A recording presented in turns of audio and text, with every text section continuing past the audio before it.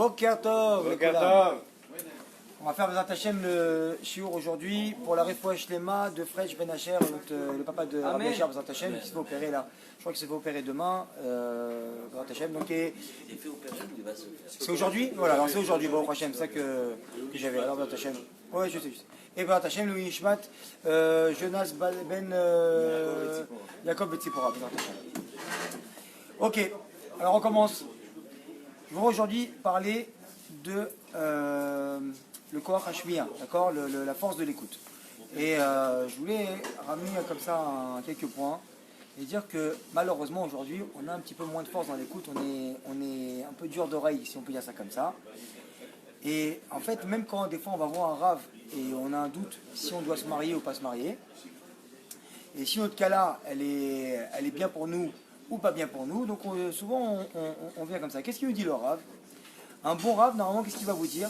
Même si aujourd'hui, elle n'est pas 100% au niveau, elle n'est pas 100% au niveau, qu'elle n'est pas 100% peut-être qu'on ne croit pas qu'elle est vraiment pour nous ou pas, mais si déjà elle a la force de l'écoute, c'est-à-dire que si vous lui dites par exemple de venir à un cours de Torah, qu'elle est à l'écoute de toutes ces paroles-là, alors quoi qu'il arrive, ce qui va faire que quand elle va écouter des paroles de Torah, qui va faire qu'elle va changer, donc déjà, elle est déjà une bonne voie pour pouvoir venir, et le Torah peut vous donner le feu vert par rapport à ça, pour se marier avec elle. Parce qu'en vérité, quand on a la force de l'écoute, et quand on vient pour écouter, alors qu'est-ce qui se passe? Tout peut rentrer. Donc en vérité, chaque juif, n'importe quel niveau qu'il est, il peut changer. On voit déjà que quand on met le Waze, directement, on vient, nous, si le Waze il nous a fait passer par une route, à droite, à gauche, là, il y a des bouchons, là-bas, la route, elle est fermée, là-bas, il y a des travaux. Qu'est-ce qu'il fait le Waze? Il vient, et il nous dit où c'est qu'il faut se diriger, à droite, à gauche, et surtout, gagner du temps. Et la Torah, et la Kadosh Baruch Hu, est là pour ça, pour nous faire gagner du temps. Kadosh Baruch Hu, il vient, il dit, moi, je suis là. J'ai une vue générale sur le monde. Moi, j'ai créé le monde, je t'ai créé. Je sais ce qui est bon pour toi. Comme le Waze, pourquoi on le prend le Waze? Pourquoi on l'écoute? Parce que c'est très bien qu'il a une vue d'ensemble, il a une vue de haut, il est en haut avec un satellite, et il vient et il nous donne. Alors nous, pourquoi? On lui fait confiance, pourquoi? Non, notre mari elle est à côté, notre femme elle est à côté, non, vas-y, passe à droite. Non, non, c'est bon, il y a le Waze, t'inquiète pas. Ok, t'inquiète pas, personne parle. C'est? Ouais, exactement. Alors quoi? On dit, attends, il n'y a plus de marloquette, il n'y a plus rien, le Waze il a dit, le Waze il a dit. Mais nous, on ne se dit pas que dans notre vie, avec le Baruch Hu, il a aussi, lui, une vue d'ensemble sur tout. Et si la Torah, elle vient, elle te dit à droite et à gauche, on va arrêter que même nous, des fois, on voit, tu sais, même dans les routes, on voit qu'on doit aller à droite parce que c'est le chemin. Mais en vérité, on ne sait pas que c'est comment on dit, je ne voulais pas dire le mot là, mais qu'il n'y a pas de voie, il n'y a pas de voie d'issue là-bas. Une voie sans issue. Voilà. C'était le mot qui m'avait venu à l'esprit aussi. Et on voit que c'est une voie sans issue. Nous, on croit qu'on peut se diriger là-bas, mais en vérité, Akadosh Baruch Hu, il sait qu'est-ce qu'il fait, il nous donne ici. Alors quoi? Il a tout créé, il a dit, je te donne les chemins. Il a dit, voilà, fais. T'as écouté qu'il faut faire Shabbat, fais Shabbat. Cache-route, tu vois qu'un séfarade, il doit manger halak, mange halak, c'est pas grave. Tu vas rater, alors l'entrecôte qui est là-bas quand t'es parti dans un mariage, c'est quel ashgacha, c'est Rabbanout. Chaque séfarade, il doit manger halak. Donc qu'est-ce qui se passe? C'est quoi? Tu sais, c'est Rabbanout. Prends du poulet, il y a moins de problèmes dans le poulet. Prends Parguit aujourd'hui, prends pas Asado, c'est pas grave, tu peux passer à côté de ça. Akadosh Baruch Hu, il vient, il te dit, je te donne les chemins, suis-les. Sinon, tu serais capable de suivre les chemins d'Akadosh Baruch Hu comme on suit le Waze, à Mavdil. Déjà, on aurait gagné beaucoup de temps dans notre vie. Parce que la Torah, elle est aussi là pour nous faire gagner beaucoup de temps. Malheureusement, combien de gens ils sont venus? Problème de Shalom Bayit, problème à l'éducation avec les enfants. Et pas de Torah, malheureusement, pas de Torah. Alors qu'est-ce qui se passe? On s'enfonce. Et après, pour revenir, alors on repart tout le chemin inverse. Alors qu'est-ce qu'il faut faire? Divorce, nous, travaille sur tes midotes, repasse, reprends une femme. Après, tu vois, en fait, tu as les mêmes problèmes qui reviennent. Pourquoi c'est les mêmes problèmes? Parce que c'est à nous de travailler sur nous-mêmes. C'est pas la femme que tu vas changer qui va changer. Sinon, toi, maintenant, le mec, il a un problème de colère. Alors, il va partir dans la rue, il faut qu'il élimine tous les gens autour de lui qui vont l'énerver. Tu deviens fou. Arrange-toi toi-même. Et tu verras que la vie elle va être déjà plus belle parce que tu vas t'arranger toi-même, tu auras moins de problèmes avec les gens. Pourquoi? Tu t'es arrangé toi-même. Maintenant tu vas à la poste, elle m'a énervé. Le mec il te met l'essence, il met 2 heures pour mettre l'essence, il m'a énervé. Tu rentres à la maison, mon fils il a crié, il m'a énervé, ma femme elle m'a machin. En fait tout le monde t'énerve. Pourquoi? Peut-être qu'il y a un problème, peut-être que c'est toi qui dois changer. Peut-être que c'est pas à changer les autres, tu peux pas venir changer tous les autres. Très bien. Donc le Sfat Emet il dit comme ça. Il dit qu'un homme qui a cassé, la main de son ami. Qu'est-ce que tu dois réparer? Qu'est-ce que tu dois payer? Henri, tu viens, tu t'énerves aujourd'hui, là, allez-nous, tu prends un marteau, tu casses la main de ton ami. Pas toi, mais façon de parler. Qu'est-ce que tu dois rembourser? Tu dois rembourser sa main. Mais c'est quoi sa main? C'est en fait que si lui-même il travaille, d'accord, un mec qui vient, par exemple, je dis n'importe quoi, il répare des voitures. Tu lui casses la main droite, il ne peut plus réparer les voitures. En vérité, il ne peut plus avoir de paye. Donc toi, tu viens, tu veux lui payer, ça paye. Il y a personne qui vient, qui a cassé la main de son ami, concrètement, de la Torah, elle doit lui payer, ça paye. Casser la jambe, alors il va mettre plus de temps pour arriver au travail, donc il doit lui payer tout le moment qu'il a perdu, tout le temps qu'il a perdu à arriver au travail, donc il doit lui payer ça. Mais maintenant, le Sfat Emet, il ramène, si quelqu'un, là, nous, il a fait, ça a engendré que son ami, il est devenu sourd. Qu'est-ce qu'il doit payer? Sfat Emet. Il est devenu sourd, il n'entend plus de la Shonara, donc il a rendu service. Non, c'est non pas un casse-croûte, c'est pas comme tu dis là. Il vient, il dit comme ça, il dit Sfat Emet qu'il n'y a pas de prix.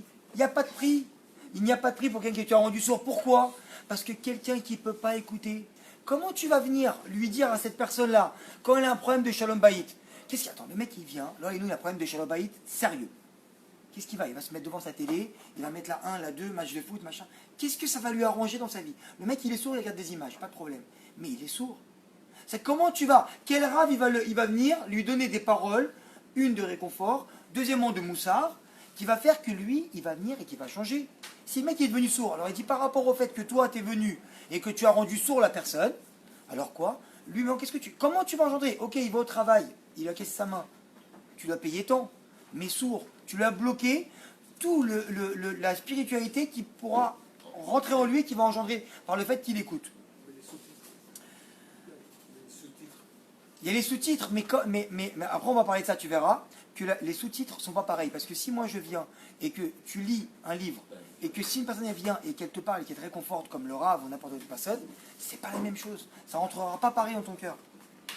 Une fois, il y avait un massé dans la Gemara comme ça, qui est très connu, de Rabbi Yochanan et Ravifa, qui étaient très très pauvres. Ils sont rentrés au Kollel, vous savez très bien, En Kemach, En Torah. Donc il y a quand même, ici, ils vont soutenir les Avrechim. Pourquoi? Pas parce qu'il faut soutirer de l'argent aux gens et que les gens ils disent ouais, ils s'assoient et ils étudient la Torah. On sait très bien que étudier la Torah, je vous promets que c'est 8 heures par jour, c'est beaucoup plus difficile que d'aller travailler 8 heures par jour. Maintenant, comme on m'a dit maintenant, En Kemach, En Torah. Ça veut dire quoi? Ça veut dire que s'il n'y a pas au moins un minimum de rentrée d'argent pour pouvoir payer le loyer, le remplir le frigidaire, manger et souvenir aux besoins, on ne peut pas étudier la Torah. Alors ils se sont dit ok, très bien. Alors on va aller travailler un petit peu, faire un peu d'argent. Une fois qu'on a amassé une bonne somme d'argent, on revient et on étudie la Torah. Et ils sont partis donc en chemin pour trouver un travail. Et ils sont assis, un maassi qui est très connu, dans un mur qui était très fébrile, donc en ruine. Et là-bas, ils ont commencé à manger et à discuter. Et tout d'un coup, c'est ramené comme ça à Gemara qu'il y a deux anges qui sont arrivés en haut, qui étaient Machel et Chabala, qui venaient pour faire du mal et l'azik les hommes, et qui leur ont dit comme ça, ils parlaient entre eux, ils ont dit tiens, viens, on va venir et on va pousser ces ruines-là pour écraser ces deux personnes-là. Et tout d'un coup, parce que pourquoi ils ont dit ça les anges? Parce qu'en vérité, nous on ne peut pas compter sur le miracle. On ne peut pas voir que y a un mur qui est en train de s'effondrer entre guillemets. Et nous, on vient, on s'assoit juste adossé au mur, on nous dit ça va, t'inquiète pas, que il va nous protéger. Tu vas pas venir, toi, tu vois n'importe quoi, que l'euro est en train de s'effondrer, et dire, ok, je vais prendre toute ma somme maintenant, je vais tout changer en euros, tous mes shkalim, là, je vends ma maison, je change tout en euros, et je vais mettre Hachem, entre guillemets, à l'épreuve, et dire, voilà, fais-moi un miracle. Ok, il y a un Rav qui est venu, m'a fait une bracha, il m'a dit, voilà, je devais être très riche cette année, gagner beaucoup d'argent. Toi, maintenant, tu vas à l'encontre, et tu dis, Hachem, moi, il m'a dit ça, donc... Ok, on va te mettre à l'épreuve. Je change tout mon argent en euros. Et fait que l'euro il vaut 6, voilà, ça va augmenter. Ok, il va dire toi tu vas prendre ta maison et l'euro il va encore plus baisser à cause de toi. Pourquoi? Parce que tu vas rendre compter sur le miracle. Alors eux ils sont venus à côté d'une ruine. Et les anges ils se sont dit bon, on va tout écraser, donc cette ruine là sur eux. Mais il y a un des anges qui a dit attends. Il y a un des deux rabbis là-bas qui va devenir le Gdolador de la génération. Donc, tu peux pas venir et venir écraser ce mur sur lui. Alors, ils ont dit ok. Et on voit que Rabbi Yochanan, il a entendu les deux anges parler, et il a commencé à parler avec son ami Rav Ifra. Ifa, et il lui a dit, écoute, laisse tomber, j'ai pas envie d'aller travailler. C'est quoi? Regarde, en vérité, on sait très bien que dans le monde, il faut des pauvres. Pourquoi? Pour sauver les riches. Parce que s'il n'y a pas de pauvres, comment les gens vont faire de la tzedaka? Comment les gens ils vont pouvoir venir et se guérir de leurs maladies, de leurs fautes et tout ça, s'il n'y a pas de pauvres? Il faut savoir que les pauvres est un kéli pour sauver tout le clan d'Israël. Sauf que s'il n'y a pas de pauvres, comment on aurait pu venir et donner la tzedaka et pouvoir racheter nos fautes? Alors ils se sont dit, ok, alors nous, il s'est dit Rabbi Yochanan, moi je veux faire partie de ces pauvres-là, que quand les gens vont venir, ils vont me donner de l'argent parce que j'étudie la Torah. Alors qu'est-ce qu'il y a? Ils vont aller mieux, ils vont pouvoir enlever leurs fautes et ils vont pouvoir se guérir grâce à la tzedaka qu'ils vont faire. Très bien. Et Rabbi Fa, il a dit, ok, moi j'ai rien entendu, je n'ai pas écouté ces deux anges-là, j'ai rien entendu, donc je vais continuer mon chemin et je vais aller travailler, viens. Il lui a dit non, je veux pas, ok. Et ces deux hommes-là, ces deux rabbis-là, ils sont partis, ils sont séparés. Le sabbat Mikelem, il ramène au nom des commentateurs, et il dit comme ça, que comment ça se fait que Rabbi Fa, à son niveau à lui où il était, il n'a pas entendu ces deux anges-là. Il a dit parce que lui était Nogé Abadavar, que dans son cœur, Rabbi Fa, il voulait aller travailler. Donc en vérité, il les a entendus, mais il ne les a pas écoutés. Ça veut dire que lui aussi, il a vu qu'il y a un des deux qui va venir le Gdolador, et qu'en fait, il aurait pu se dire, ok, peut-être que c'est moi, alors vas-y, je retourne au collège pour étudier. Non, non, non, non. Il a dit, attends, moi, je suis parti pour travailler. C'est-à-dire que des fois, tu viens, je dis n'importe quoi, tu vas pour faire une affaire, tu vois un magasin, tu vas pour le prendre. Il y a 10 personnes qui viennent qui disent, ne le prends pas. Il y a ton comptable qui dit, écoute, laisse tomber, c'est pas une affaire pour toi. Tu vas voir le Rav il dit, écoute, laisse tomber, c'est pas, ce magasin-là, l'ouvre pas, il est mort, il n'y a personne, il n'y a rien, et je te donne pas un bracha. Et le mec, il vient et il fonce. Pourquoi? Parce que tu as entendu, mais tu n'as pas écouté. C'est pas rentré dans ta tête. Pourquoi? Parce que toi, tu t'es déjà vu en train de faire de l'argent là-bas, et tu dis non, c'est bien, c'est à côté de la maison, c'est pas loin, je vais faire mon argent là-bas, et en fait, je compte sur moi-même. Donc en fait, toi, ta tête, elle est déjà là-bas, donc tu es dans un imaginaire où tu es déjà parti et tu as déjà vu toi le résultat, alors tu sais très bien que le résultat, c'est Akadosh Baruch Hu qui le donne. Tout le monde te dit de ne pas l'acheter, et tu es parti et tu l'as acheté. Ouais. C'est pas compté sur un net quelque part. Non. Non. Très bien, mais il faut bien, regarde, un mec qui vient qui veut acheter un magasin, d'accord, un magasin de vêtements par exemple, il se dit voilà, je vais acheter un magasin à tel endroit. Maintenant, tu as son comptable, son conseiller, tout ça qui viennent, l'achète pas. Ok, très bien. Tu as son, comment ça s'appelle, son Rav, il lui dit écoute, laisse tomber ce magasin, je le sens pas, c'est pas bien pour toi.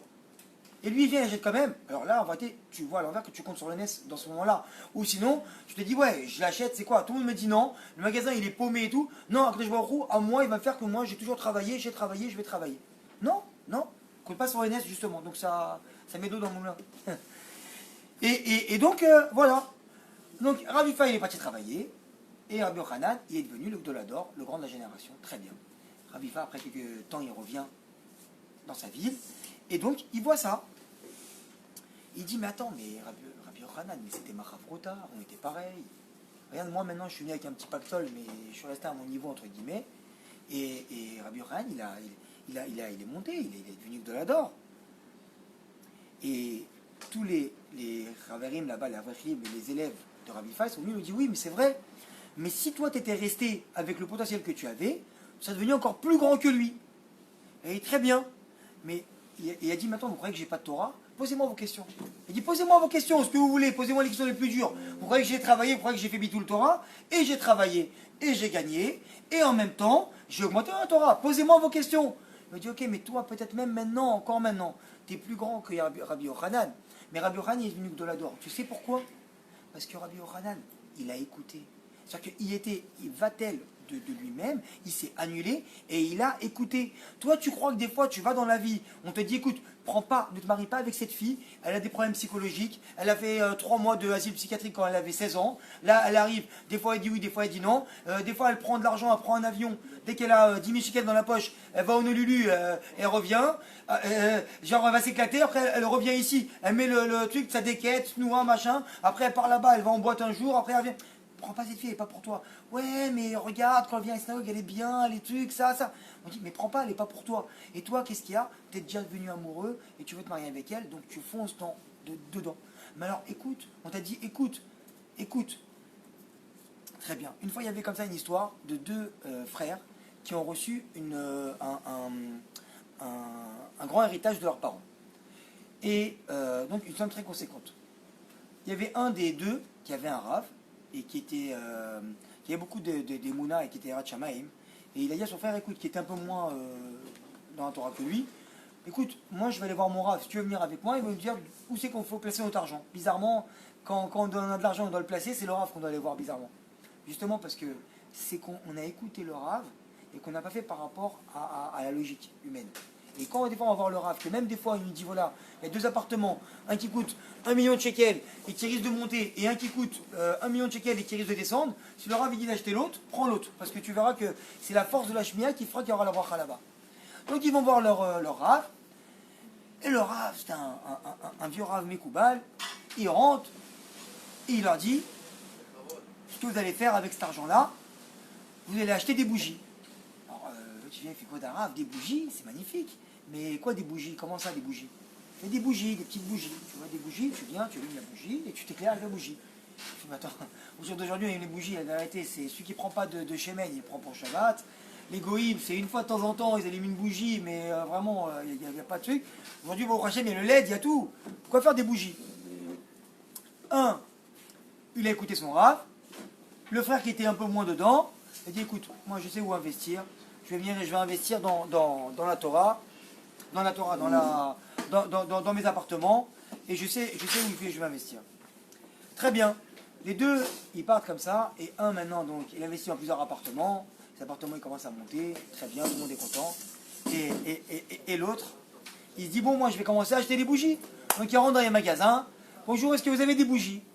Ok, il prend son paquet de bougies, deuxième paquet de bougies, troisième paquet de bougies, il fait toutes les bougies de la ville. Et ça se passait là-bas aux États-Unis. Et il se dit, maintenant, bon, j'ai dévalisé en fait toutes les bougies de la ville, je vais commencer à racheter les usines de bougies. Et il achète toutes les usines de bougies qui se trouvent aux États-Unis. Et maintenant, il commence à stocker. Il achète un grand hangar et il stocke toutes ces bougies-là. Toutes les usines de bougies sont à lui. Et il a toutes les bougies. Il n'y a plus une bougie, façon de parler, aux États-Unis. Parce qu'il a racheté toutes les bougies et il s'est, entre guillemets, ruiné pour ces bougies-là. Maintenant, il lui reste plus d'héritage. Et il a un grand stock de bougies. Et maintenant, son frère, il vient le voir. Et il sourit. Et lui dit, il dit, regarde, je t'ai dit de venir. D'acheter comme ça des appartements avec moi. Regarde maintenant, j'ai acheté à 3 millions de dollars les appartements. J'en ai maintenant pour 4 millions de dollars. Je gagne 1 million de dollars avec les appartements. Et toi, t'es venu t'acheter des bougies. Qu'est-ce que tu vas faire avec tes bougies maintenant? Écoute, moi j'ai écouté mon Rav. Et si mon Rav il m'a dit, c'est que il va y avoir une solution par rapport à ça. Malheureusement, quelques temps après, qu'est-ce qui s'est passé? Les Twin Towers, elles sont fait vandaliser, entre guillemets. Et elles ont été détruites. Et qu'est-ce qui s'est passé? Aux États-Unis, tout bon Américain, ça sera bien qu'il vienne en bas des tours et qu'il allume une bougie. Mais il n'y avait plus de bougies. C'est lui qui avait toutes les bougies là-bas. Il a vendu les bougies à prix d'or. Et tout le monde les a acheté parce que c'était un truc de sentimental. C'était pas quelque chose qu'ils avaient besoin, peut-être oui, peut-être non, pour éclairer. Il fallait avoir sa bougie et venir se recueillir en bas des Twin Towers. Il a vendu toutes ces bougies, il a fait une fortune colossale. Et je crois encore au jour d'aujourd'hui, c'est une des plus grandes fortunes des États-Unis. Histoire vraie. Histoire vraie. Ça, c'est pour vous dire la force de la shmia. Maintenant, la vérité, j'ai encore beaucoup à dire. Les Avrahim, ils sont là.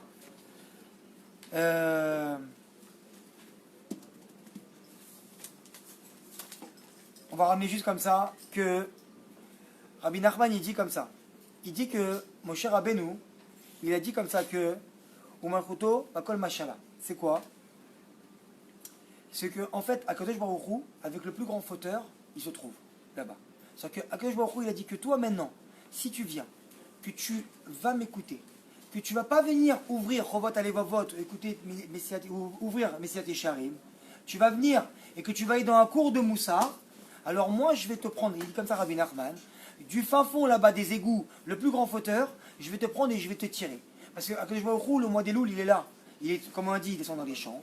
Et il vient chercher les plus grands fauteurs pour les ramener. Ceux qui n'ont pas eu le srout de monter vers lui, Akadosh Baruch Hu, il descend vers eux. Et il vient les tirer de là-bas. Alors il dit, c'est pas quand tu vas ouvrir toi-même un livre que tu vas monter, c'est que quand tu vas venir, et comme on avait dit tout à l'heure, M. Lévy, en écoutant des paroles de Moussar d'une personne qui va te faire du Moussar, c'est là que lui va parler avec ton cœur.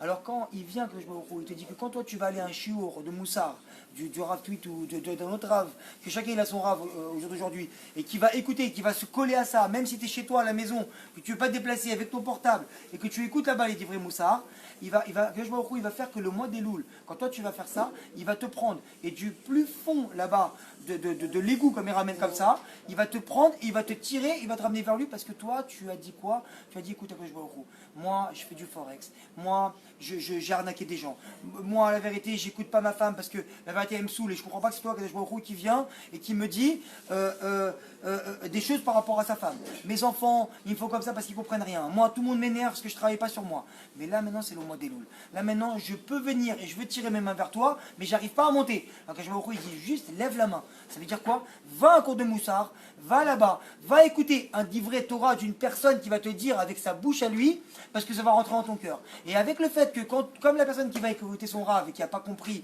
et toi tu vas aller à un cours, et tu te dis peut-être c'est pas pour moi, peut-être c'est pas assez bien pour moi, mais tu vas là-bas, tu te déplaces, et tu vas écouter ça, parce que ce route-là, avec le il va faire qu'il va prendre et qu'il va pouvoir te tirer, et qu'après toi tu pourras monter de toi-même. Voilà. On va juste appuyer là-bas sur le boutonnet.